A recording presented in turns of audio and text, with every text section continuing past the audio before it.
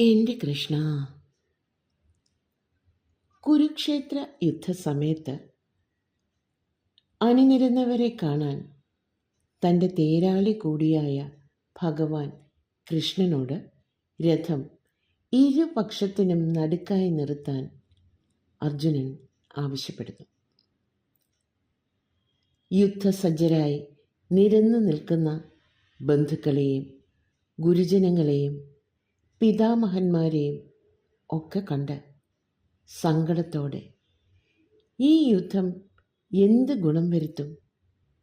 എനിക്ക് വിജയം വേണ്ട, രാജ്യവും സുഖവും ഒന്നും വേണ്ട കൃഷ്ണ എന്ന് വിലപിച്ചുകൊണ്ട് മാർഗനിർദ്ദേശത്തിനായി ഭഗവാൻ കൃഷ്ണന് മുന്നിൽ സ്വയം സമർപ്പിക്കുന്നു അർജുനൻ. നശ്വരമായ ശരീരം ക്ഷണികമാണ്.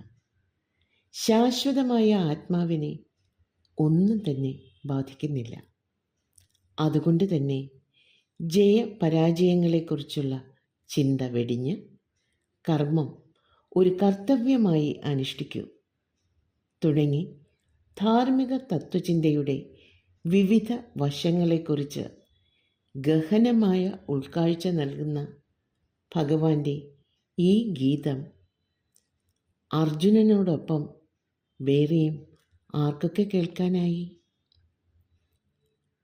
പാർത്ഥനും ഭഗവാൻ കൃഷ്ണനും തമ്മിലുള്ള സംഭാഷണമാണല്ലോ ഗീത. അർജുനൻ്റെ രഥത്തിലെ കൊടിയിലുണ്ടായിരുന്ന ഹനുമാനും ഗീത കേൾക്കാനായി. വ്യാസമഹർഷിയുടെ അനുഗ്രഹത്താൽ ദിവ്യദൃഷ്ടിയിലൂടെ സഞ്ജയന് യുദ്ധരംഗത്തെ എല്ലാ കാര്യങ്ങളും കാണാനും കേൾക്കാനും കഴിയുമായിരുന്നു. ഈ ദിവ്യദൃഷ്ടിയിലൂടെയാണ് സഞ്ജയന് യുദ്ധരംഗത്തെ എല്ലാ കാര്യങ്ങളും ധൃതരാഷ്ട്രരോട് പങ്കുവയ്ക്കാൻ കഴിഞ്ഞിരുന്നത്.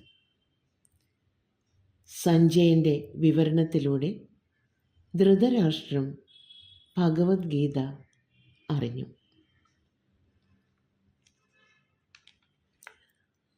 ഭഗവാന്റെ വാക്കുകൾ ധൃതരാഷ്ട്രരുടെ മനസ്സിൽ അസ്വസ്ഥതകൾ ഉണർത്തുന്നുണ്ട്. ഗീതയുടെ മഹത്തായ സന്ദേശം മനസ്സിലായിട്ടുണ്ടെങ്കിലും പ്രാവർത്തികമാക്കാൻ ധൃതരാഷ്ട്രർ തയ്യാറായില്ല. അന്ധമായ പുത്രസ്നേഹവും ഭൗതികതയോടുള്ള ഭ്രമവും നാശത്തിലേക്ക് നയിക്കുന്നു. ജ്ഞാനം കേട്ടതുകൊണ്ട് മാത്രം കാര്യമില്ല, അത് ജീവിതത്തിൽ പാലിക്കാൻ തയ്യാറാകണം. ധൃതരാഷ്ട്രർക്ക് ധർമ്മത്തെ പിന്തുണയ്ക്കാൻ കഴിഞ്ഞില്ല, അധർമ്മത്തെ എതിർക്കാനുമായില്ല, യുദ്ധം തടയാനുമായില്ല. ശ്രേഷ്ഠമായ തത്വങ്ങളെ ആഴത്തിൽ മനസ്സിലാക്കുകയും അവയെ ജീവിതത്തിൽ സമന്വയിപ്പിക്കുകയും ചെയ്യണം.